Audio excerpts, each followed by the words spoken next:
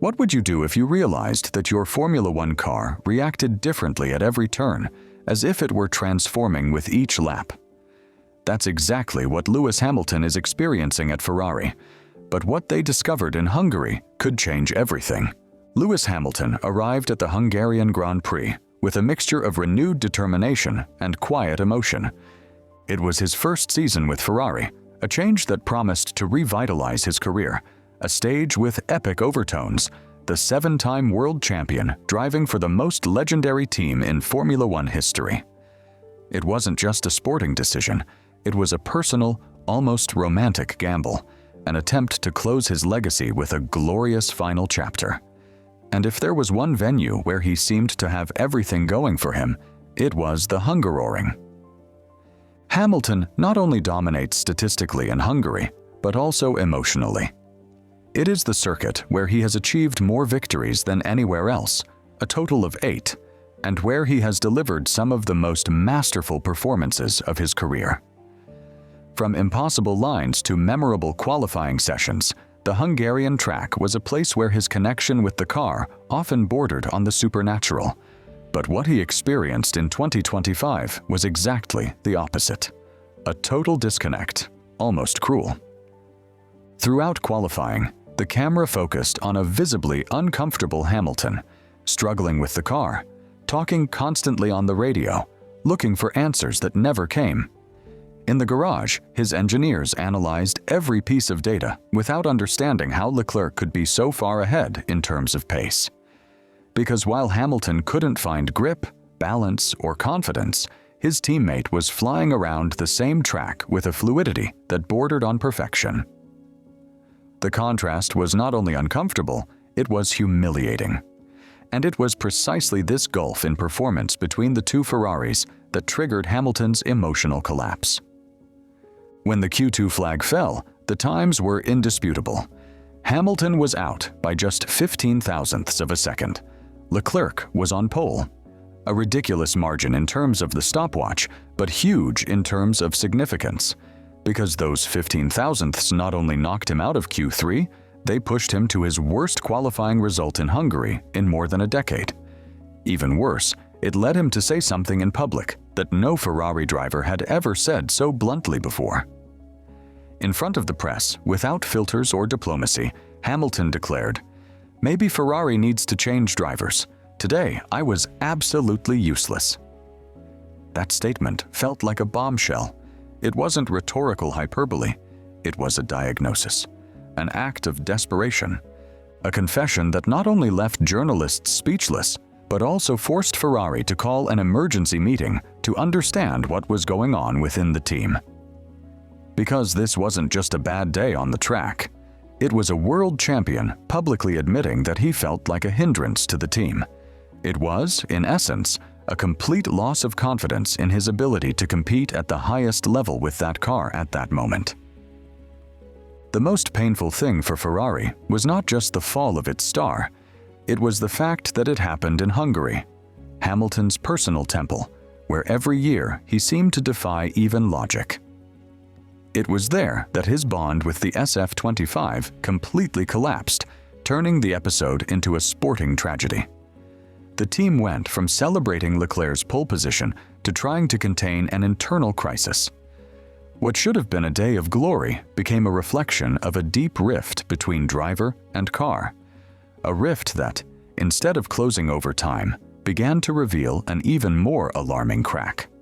The possibility that Ferrari was developing a car that only works for one of its drivers. And Hamilton, for the first time, wondered aloud if he had any place in that future. After Hamilton's tough personal defeat in qualifying in Hungary, the team's attention turned to understanding what was going on under the skin of the SF25. Ferrari knew they couldn't afford to look the other way. This wasn't a marginal difference in performance or an isolated setup error. What had happened was deeper, more disturbing, and had the potential to trigger a structural crisis. Thus began one of the most detailed technical analyses in the team's recent history. The engineers extracted the telemetry data with a clear intention: to compare every movement of Hamilton with those of Leclerc under the same conditions, on the same compounds, in similar corners, and what they found was more than worrying. The records revealed a glaring disconnect between Hamilton's inputs and the car's responses. The car seemed to be operating with an unpredictable internal logic. In some corners, it reacted aggressively to the slightest turn of the steering wheel. In others, it took vital fractions of a second to obey. It wasn't simply a difference in confidence, it was an inconsistent technical pattern. As the track temperatures rose during the sessions, that disconnect intensified. The loads passing through the rear suspension varied abnormally. The electronic brake distribution did not respond with the same precision lap after lap. And the traction control, far from stabilizing the behavior, introduced even more noise into the interaction between the tires and the engine. Most alarming was the discovery that this variability did not follow a simple logic based on degradation, temperature, or downforce. It was controlled chaos for Leclerc, but uncontrollable for Hamilton. In other words, the same car behaved like two completely different machines, depending on who was behind the wheel. Ferrari found a crucial clue in the way Hamilton applied the engine brake in low-speed corners. Under normal conditions, that style should help stabilize the rear axle. But with the new active suspension installed since the Belgian Grand Prix, that pattern generated counterproductive responses: overload on the hydraulic system, loss of traction, and automatic micro-adjustments that only made the situation worse. The conclusion was painful but inevitable. The car was designed or developed with Leclerc's needs in mind. And this opened up a new dimension to the problem. It was no secret that Leclerc had been at Ferrari for years, building a technical relationship with the engineers and actively participating in the development of the car. His style, aggressive on entry and surgical in correction, had shaped many of the car's aerodynamic and mechanical decisions since the SF23 era. But what was once a competitive advantage was now putting one of the best drivers in modern history out of the game. Hamilton wasn't just uncomfortable. He was driving a machine that didn't understand his language. That revelation shook Ferrari's technical leadership because they could no longer blame the poor performance on adaptation, style, or even driver motivation. They were faced with a profound dilemma: how to build a competitive car for both drivers when their styles demanded completely different responses from the same chassis. And what was most worrying was what they didn't know: whether this divergence could be corrected mid-season, or whether they were destined to live with two parallel realities within the same team, with a car that was only truly competitive for one of them. Ferrari had created a powerful tool, yes, but with such a specific setup, it was like Hamilton was driving an out-of-tune instrument. And in the symphony of Formula One, that's the difference between leading an orchestra and getting lost in the noise. As the analysis became more in-depth and the answers clearer, an uncomfortable suspicion began to float through the corridors of Maranello. What if the problem wasn't just technical? What if what was happening with Hamilton wasn't simply a matter of incompatibility with the SF25, but the result of strategic decisions that, consciously or unconsciously, were favoring Charles Leclerc? Ferrari had introduced a new rear suspension at the Belgian Grand Prix. Since then, the car had shown significant improvements in traction and corner exit, greater control over height changes, and remarkable stability on technical circuits. But upon careful study of how and why that improvement worked so well in Leclerc's hands, the key emerged. The system was specifically calibrated to take full advantage of a precise, aggressive driving style based on late braking and reactive steering, exactly Leclerc's profile. In contrast, Hamilton, famous for his smooth and progressive driving, focused on tire conservation and overall car balance, found that the same suspension became his worst enemy. The dynamic height control, which offered Leclerc a stable platform to attack corners, translated into unexpected oscillations in balance, load changes mid-corner, and unpredictable rear-end reactions for Hamilton. In essence, he was fighting against a tool designed for another driver.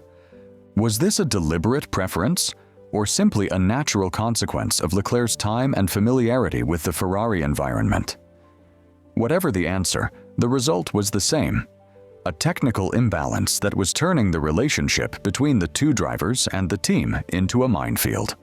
And for a driver like Hamilton, whose driving is based on that precise connection, that inability to understand and anticipate the car is not just a disadvantage, it's a competitive death sentence.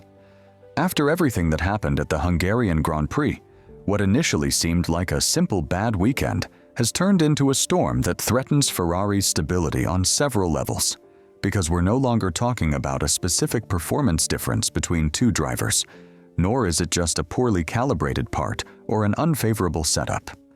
The fracture exposed in Hungary forces Ferrari to answer a question that is as complex as it is urgent. Who is developing this car, and for whom is it being built? Ferrari needs to make a profound strategic decision. It is not a matter of modifying the rear wing or adjusting the suspension to please Hamilton. It's about redefining its technical approach so that the SF25 is not a binary car that only works for a specific driving style. It is not sustainable to rely exclusively on Leclerc's performance, however brilliant his talent. Not when you have a motorsport legend in the other seat who is still hungry for victories and whose potential is being stifled by decisions that, although unintentional, are deeply exclusionary. Hungary 2025 will be remembered not only as the circuit where Leclerc achieved a brilliant pole position, but as the day Hamilton sounded the alarm bells. With one devastating sentence, he revealed a structural imbalance that threatens to undermine Ferrari's most ambitious sporting project in the last decade, a project that until then promised glory, but now finds itself on a dangerous tightrope.